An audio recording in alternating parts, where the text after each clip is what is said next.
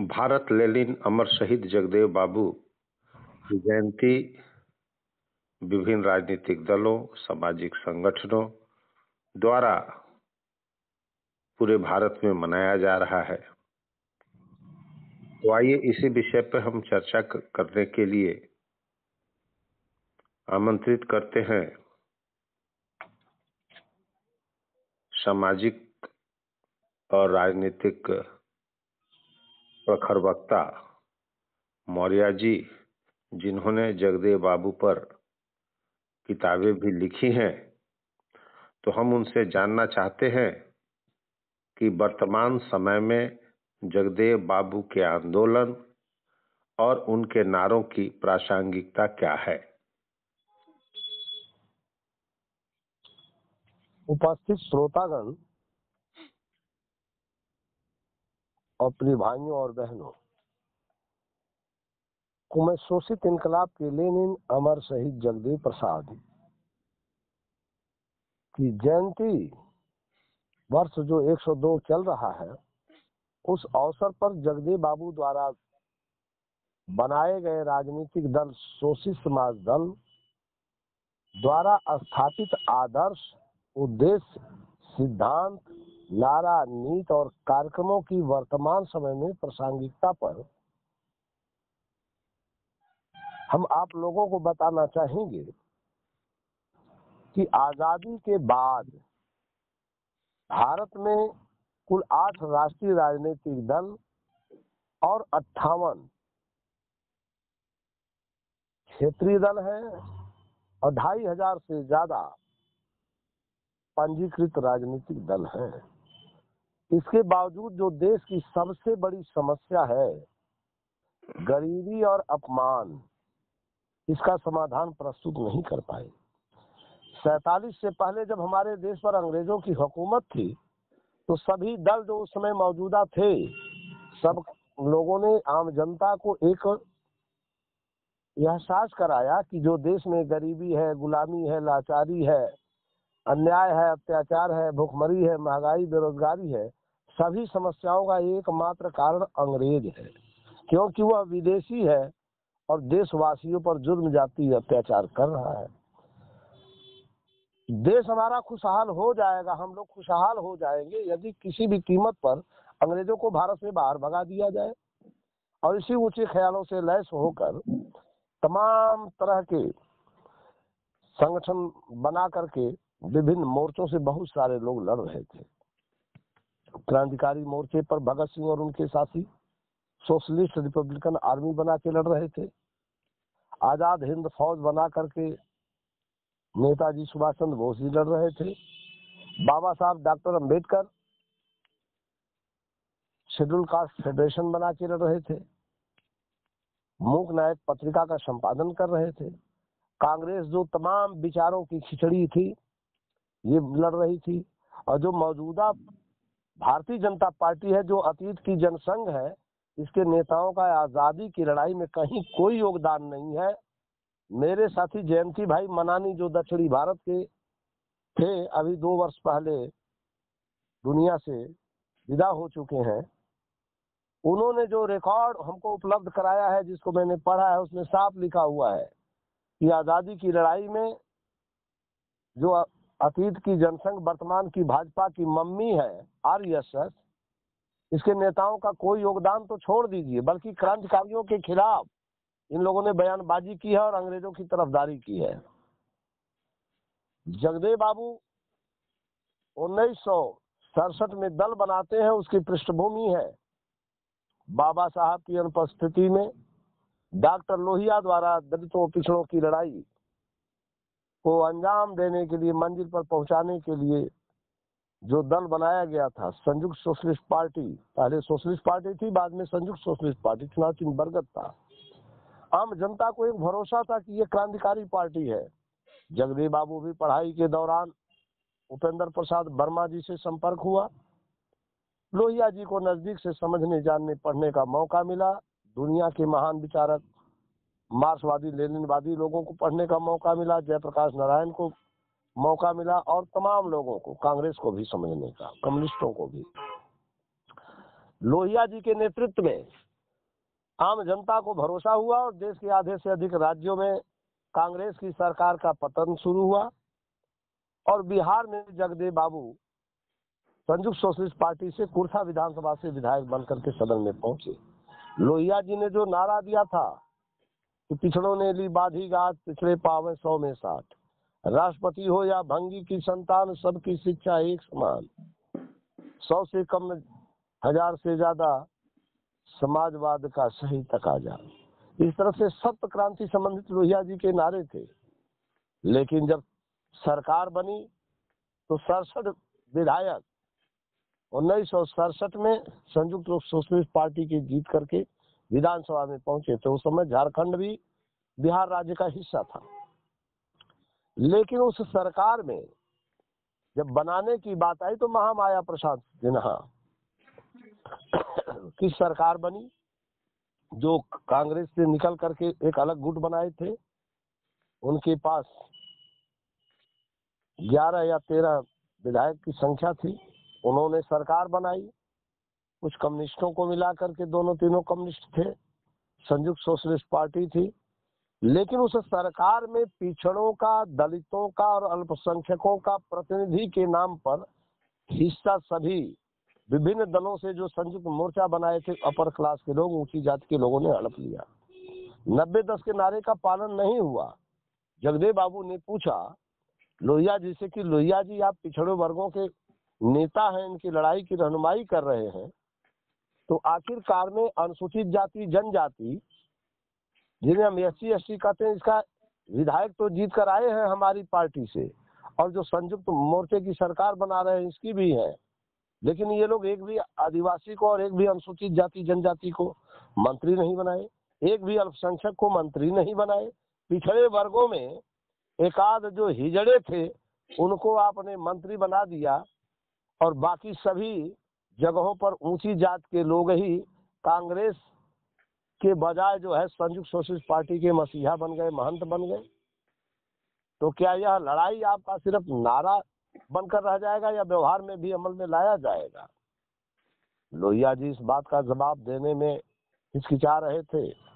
जगदेव बाबू ने उनसे आग्रह किया, विनम्र अनुरोध किया कि लोहिया जी, आप हम सबके नेता हैं, पूरे देश की जनता का आप पर भरोसा है और यह भरोसा टूट रहा है, भरोसा बनाए रखने के लिए आप नारे को अमल में लाएं।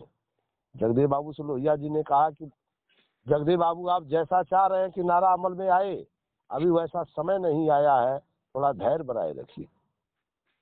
जगदेव बाबू ने कहा कि हजारों साल से 90% सोचतों ने बहुत धैर्य बनाया है, तो इन्हीं लोगों ने, जो अपर क्लास के लोग हैं, इन लोगों ने हमेशा धोखा दिया है। अब मैं धोखा खाने के लिए तैयार नहीं है, तैयार नहीं हूं। फिर विधानसभा का सत्र चलता है, जगदेव बाबू सदन में जाते हैं और सदन में बातचीत के दौरान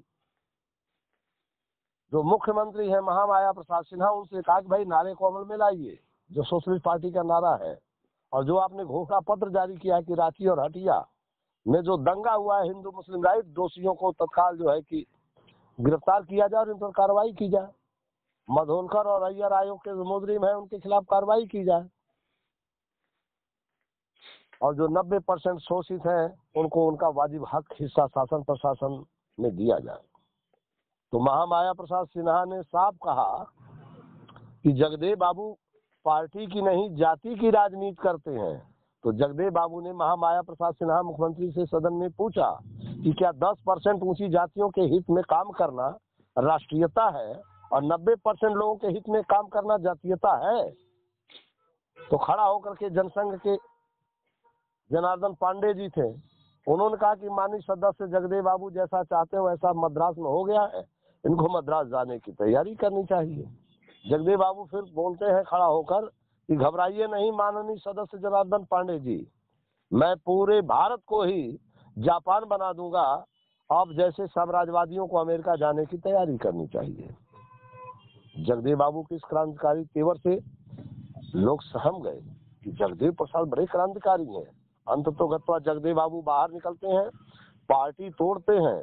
67 में से 34 विधायक जगदेव प्रसाद जी के साथ आए और 34 विधायकों में सर्व समाज के लोग थे। और दल की स्थापना करते हुए जगदेव बाबू ने कहा कि ऊंची जात के लोगों ने हमारे बाप दादों से हरवाही चरवाही कराया है। मैं राजनीति में इनकी हरवाही चरवाही करने के लिए पैदा नहीं हुआ हूँ और ना ही 90% सोचतों से कभी ऊंची जातियों की राजनीति में हरवाही चरवाही करने के लिए कहूंगा। इस बात के लिए मतलब सोचतों के हुकूमत कायम करने के लिए आज मैं 100 साल की लंबी लड़ाई की बुनियाद डाल रहा हूँ। यह एक क्रांतिकारी पार्टी है, इसमें आने और जाने वालों की कभी कोई कमी नहीं रहेगी। इसकी लड़ाई लंबी और तगड़ी होगी। पहली पीढ़ी के लोग मारे जाएंगे, दूसरी पीढ़ी के जेल जाएंगे, तीसरी पीढ़ी के लोग राज करेंगे। जीत अंततः गत्वा हमारी होकर रहेगी, इसे कोई रोक नहीं सकता है। लेकिन यह बात मैं जिन लोगों के लिए बोल रहा हूँ वे लोग गूंगे हैं, बहरे हैं, उन तक हमारी बातें पहुंच नहीं पाती हैं। और जिनके लिए नहीं बोल रहा हूँ वे इतने चुस्त दुरुस्त और चालाक हैं कि वही लोग हमारी बातों का अर्थ जल्दी से पकड़ लेते हैं और हम पर चौतरफा हमला शुरू कर देते हैं। यह ठीक है, लेकिन जिस दिन यह 90% शोषित समाज जाग जाएगा उस दिन ऐसी ताकतों को निस्ता नाबूद कर देगा। वह दिन जल्द ही आने वाला है। इसी आलोक में मैं कहना चाहूंगा कि जगदेव बाबू कितना दूरदृष्टा थे। उन्होंने जो बात कहा है वह तो अब भारत की भूमि पर आज दिखाई पड़ रहा है। तो पहले जगदेव बाबू द्वारा स्थापित दल की घोषणा हुई और घोषणे में उन्होंने जो अपना दर्शन दिया तो साफ कहा कि आज का भारतीय समाज साफ तौर से दो भागों में बटा है, 90% शोषित और 10% शोषक। 90% शोषित समस्त अनुसूचित जाति, जनजाति, पिछड़ा वर्ग और अल्पसंख्यक जातियां हैं और 10% ऊंची जातियों के लोग हैं, जिनमें सवर्ण लोग आते हैं। लेकिन जिन्हें पढ़ाई और दवाई की कमी है, ऐसे ऊंची जातियों के लोग भी शोषित हैं।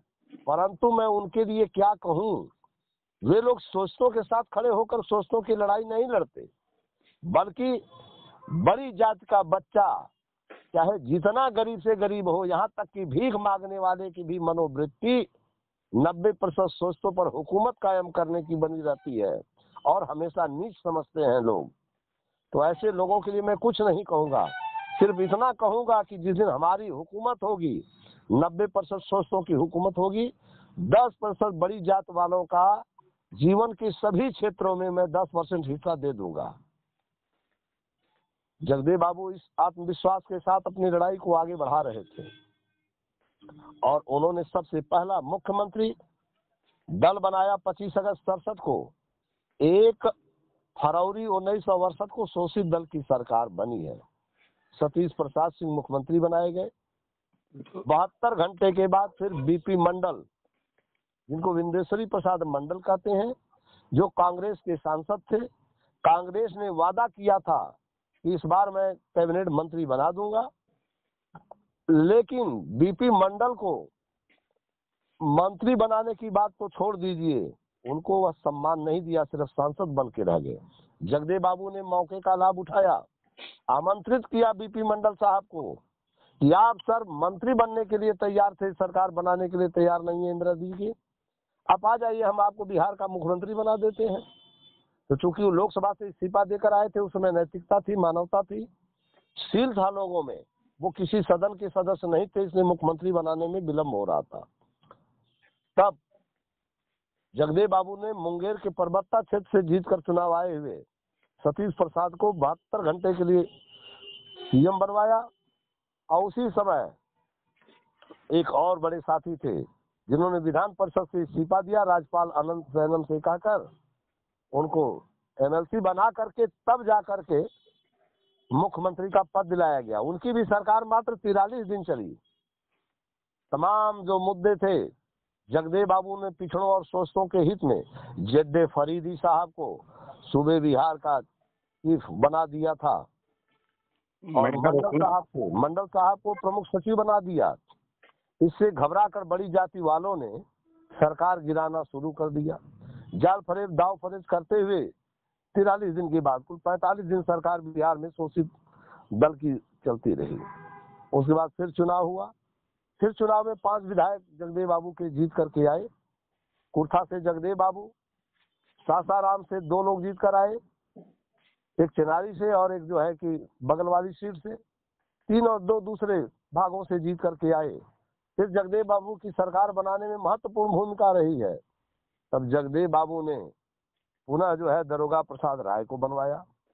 उनकी भी सरकार चंद दिनों के बाद गिरा दी गई। और उसी समय जगदेव बाबू ने नारा दिया था, जमीन दौलत से पहले सत्ता हड़पो। पद हड़पो का नारा देकर जगदेव बाबू चर्चा में आ गए। और जगदेव बाबू ने ऐलान भी किया था कि सोच के आंखों खोलो तो जियोगे, मूदोगे तो मर जाओगे। ऐसी हालात में जगदेव बाबू के ऊपर बहुत सारे आरोप लगाए गए, लेकिन हिम्मत और दिलेरी के पर्याय, बेजुबानों की जुबान, अजनबियों के रहबर, शोषित इनकलाब के लेनिन जगदेव बाबू ने हिम्मत और हौसले से सरकार को चलाया। सरकार गिरने के बाद फिर कांग्रेस से जो विधायक थे, भोला प्रसाद पासवान शास्त्री को बनवाया। फिर सरकार गिर गई, फिर दरोगा प्रसाद राय बने, फिर शास्त्री जी बने, उसके बाद सरदार हरिहर सिंह को। जब लग गया कांग्रेस और अतीत की जनसंघ, मौजूदा भाजपा और कम्युनिस्ट पार्टियों में जो सवर्ण शिखर नेतृत्व में बैठे लोग हैं कि जगदेव प्रसाद निछक्का सोचतों का दल बनाकर 90% सोचतों को इस देश का हुक्मरान बनाना चाहते हैं, गांव से दिल्ली तक। तो लोगों ने जो पिछड़ों में चापलूस किस्म के लोग थे, जो जगदेव प्रसाद का जो शोषित इनकलाब का पैगाम है, आंदोलन है, उसके सामने लोगों ने ब्रेक पैदा किया। और पहली बार कर्पूरी ठाकुर जी को लोगों ने 1970 में बनवा दिया मुख्यमंत्री। और 70 में मुख्यमंत्री बनने के बाद जगदेव बाबू से विशेष आग्रह किया था कर्पूरी ठाकुर ने कि जगदेव बाबू, आपकी सोच और मेरी सोच में कोई फर्क नहीं, सिर्फ रास्ता अलग अलग है। अगर आपकी इजाजत हो तो मैं अपने मंत्रिमंडल में आपको मंत्री बना सकता हूँ।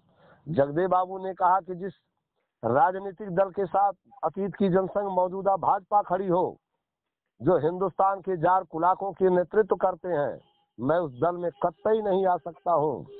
और जहाँ तक सवाल है कि आपके नेतृत्व में समाजवाद का, तो आप पीलू मोदी, नीलू मोदी और महाराजा के साथ खड़े होकर के कौन सा समाजवाद लाएंगे? यह इतिहास आपके साथ जो है कि उसकी गणना करेगा कि आपने इतिहास के साथ गद्दारी किया है या वफादारी किया है। तो आज जब मैं जगदेव बाबू को देखता हूँ पूरी लड़ाई के तौर में, तो एक तरफ इंदिरा गांधी की कांग्रेस, यानी कांग्रेस की इंदिरा गांधी प्रधानमंत्री, और दूसरी तरफ जयप्रकाश नारायण, दोनों ऊंची जाति के नेताओं ने जगदेव प्रसाद के आंदोलन को रोकने के लिए और उनको रास्ते से हटाने के लिए जो षड्यंत्र किया, प्रबंध किया, आज उसका खामियाजा पूरा भारत भोग रहा है। जयप्रकाश नारायण के आंदोलन से निकले हुए लालू प्रसाद, नीतीश कुमार और यहाँ तक कि रामविलास पासवान, उसी तरह से उत्तर प्रदेश में चौधरी चरण सिंह के साथ मिलकर के निकले हुए माननीय नेताजी मुलायम सिंह जी नहीं हैं, उन्हीं के साथ चलने वाले उनके सुपुत्र अखिलेश यादव जी हैं, उनके चाचा राम गोपाल जी हैं और उनके चाचा शिवपाल यादव जी हैं। ये सारे नेतृत्व विफलता के शिकार इसलिए हो गए हैं कि लोगों ने जो इस देश का सांस्कृतिक आंदोलन है, उस सांस्कृतिक आंदोलन को समझा नहीं है। और भारत का जो असली समस्या है, गरीबी और अपमान, गरीबी का कारण है पूंजीवाद और अपमान का कारण है ब्राह्मणवाद। देश के दोनों दुश्मनों से समझौता कर लिया है। और जब तक पूंजीवाद और ब्राह्मणवाद से 90% शोषित समझौता करता रहेगा, तब तक शोषित इनकलाब की प्रासंगिकता बनी रहेगी और जगदेव प्रसाद और उनके आंदोलन की भी प्रासंगिकता बनी रहेगी। जगदेव बाबू ने 21 अप्रैल 1972 को शोषित समाज दल के राष्ट्रीय महामंत्री रामाचार्य यादव को लिखे व्यक्तिगत पत्र में कहा है कि हिंदुस्तान के दो ही दुश्मन हैं, ब्राह्मणवाद और पूंजीवाद, दोनों से भारत बर्बाद। जो इसके खिलाफ लड़ता है वो क्रांतिकारी है, और जो ब्राह्मणवाद और पूंजीवाद का समर्थन करता हो प्रक्रियावादी है। तो आज तो मैं देख रहा हूँ कि कोई ऐसा राजनीतिक दल नहीं है जो ब्राह्मणवाद के खिलाफ और पूंजीवाद के खिलाफ लड़ने की वकालत करता हो। हाँ, ये जरूर है कि ब्राह्मणवाद के रूप में आपने अभी देखा है पूरे भारत में राम मंदिर बनाया गया, वह भी माननीय सर्वोच्च न्यायालय नई दिल्ली के जज के आदेश पर, भावना के आधार पर। तो भावना के आधार पर फैसला देने से पूरी दुनिया में भारत की न्यायपालिका पर कलंक का धब्बा लग गया है। भले ही लगता हो कि आरएसएस बीजेपी जीत गई, लेकिन हजारों साल तक यह युद्ध चलता रहेगा और इस युद्ध में पूरी भाजपा आरएसएस की पराजय होगी। इनका मिट्टी में मिलना तय है। दुनिया में कोई इनको माफी देने वाला नहीं है। और भारत की जो बहुसंख्यक जनता है, जो 90% मूल निवासी है, इन लोगों ने जो है कि जो नासमझी दिखाई है, अर्थात दिमागी गुलामी है। जगदेव बाबू ने यही बात कहा था कि भारत में जो बहुजन समाज है, मूल निवासी समाज है, अर्थात जिन्हें हम शोषित कहते हैं, ये सामाजिक, आर्थिक और राजनीतिक दृष्टि से ही गुलाम नहीं है, बल्कि सांस्कृतिक दृष्टि से भी गुलाम है। और ऊंची जाति वालों ने इन्हें गुलाम, अर्ध गुलाम जैसी स्थिति में बनाकर रखा है। 90% शोषितों के लिए हिंदुओं के जितने भी मंदिरें हैं वो फांसी घर है, और फांसी घर में जाने वाला अपनी मौत को खुद कबूल कर लिया है, आत्महत्या कर लिया है। उसके लिए मैं क्या कह सकता हूँ। मैं इतना ही कहूंगा कि अगर 90% शोषित चाहते हैं कि 90 पर 10 का शासन नहीं चलेगा, यह मेरा नारा है। यह नारा मैंने कोई कोरे कागज में नहीं पढ़ा है, बल्कि मैंने जाति जनगणना गांव-गांव में अपने कार्यकर्ताओं के माध्यम से करा करके और 1931 की जनगणना रिपोर्ट से तुलना करा करके जब निष्कर्ष निकाला तो नजर आया कि ऊंची जातियां जनसंख्या में मात्र 10% है और 90% इस देश का शोषित है, मूल निवासी है। तो दोनों के बीच समझौते की कोई गुंजाइश नहीं है वर्ग स्वार्थ की दृष्टि से। और दोनों में जनसंख्या का महत्व है। एक तरफ 90, एक तरफ 10 है। जिस दिन 90% शोषितों को अपने वोटों की ताकत का एहसास हो जाएगा, तो ऊंची जाति वाले प्रधानी से राजधानी तक, यानी गांव से दिल्ली तक कोई भी चुनाव जीते ही नहीं सकते। फिर तो इन्हें पैदा होने के विषय में सोचना पड़ेगा कि अगर मुखिया बनना है गांव का, तो निश्चित तौर से 90% के माँ के पेट से पैदा हो, क्योंकि बड़ी जात के पेट से पैदा होने पर तो प्रधानी नहीं मिलेगी, राजधानी का सपना तो दूर हो जाएगा। तब तक जगदेव प्रसाद की प्रासंगिकता बनी रहेगी, जब तक कि 90% के लोग अपने वोटों की कीमत समझ नहीं जाते हैं। इसीलिए कितना मजबूत इरादा था, कितना दृढ़ संकल्प था, फौलादी इरादा। जगदेव बाबू ने कहा कि 90 पर 10 का शासन नहीं चलेगा। जिस दिन जगदेव बाबू को गोली मारी गई थी, कुर्था के मैदान में लोग पैर खींच रहे थे, ठिठरा रहे थे, और कहा कि कह दो कि 90 पर 10 का शासन चलता आया है, चलता रहेगा। उस मर्द पानीदार हिम्मत और दिलेरी के साथ कहा जगदेव बाबू ने कि आज भी मैं अपने सिद्धांतों पर अडिग हूं कि 90 पर 10 का शासन अभी तक चलता आ रहा है, लेकिन भविष्य में कभी चलेगा नहीं, कभी चलेगा नहीं। क्योंकि जिनकी संख्या 100 में 90 है, वह जब समझ जाएंगे कि हमारे वोट की ताकत से हम प्रधानमंत्री बन जाएंगे, गांव का मुखिया बन जाएंगे, तो ऊंची जातियों को वोट क्यों देंगे। तो अभी तक ऊंची जातियों में समझदारी है, छोटी जातियों में समझदारी नहीं है। मैं फिर कह रहा हूं कि जगदेव बाबू का सपना पूरा होकर रहेगा, और यह पूरा करने की जिम्मेदारी 90% शोषितों की है। पूरा पिछड़ा वर्ग, पूरा अनुसूचित जाति, जनजाति, अल्पसंख्यकों को भरोसा ही नहीं है कि क्या 90 के लोग गोलबंद भी हो सकते हैं। अरे 90 के लोग तो गोलबंद हैं, नेताओं की नजर बंद है। अगर इनकी नजर बंद ठीक हो जाए तो जनता 90% गोलबंदी के लिए तैयार है। रूस में 1905 में रूसी क्रांति फेल हुई, लेनिन के भाई को फांसी दी गई। बड़े भाई को लेनिन ने सबक लिया कि क्रांति फेल क्यों हुई। 12 साल मात्र मेहनत करके 1917 में क्रांति को अंजाम दिया। और क्या तैयारी हुई, ड्यूमा की पार्लियामेंट, जो हमारे यहाँ पार्लियामेंट है, ड्यूमा है रसिया में, वहां की सरकार में लेनिन ने महसूस किया कि जो जॉर्ज निकोलस के खिलाफ लड़ने वाले लोग हैं, राजा की सत्ता को पलट करके आ गए ये क्रांतिकारी, बोल्शेविक और मोनोशेविक। बोल्शेविक, मोनोशेविक, मोनोशेविक का मतलब संख्या में जो कम है, अर्थात 10% वाले सत्ता के सभी प्रतिष्ठान पर काबिज हो गए, और जो 90% लड़ाई दिए बेचारे, लड़ करके फतह हासिल किए, वो मुंह ताक रहे हैं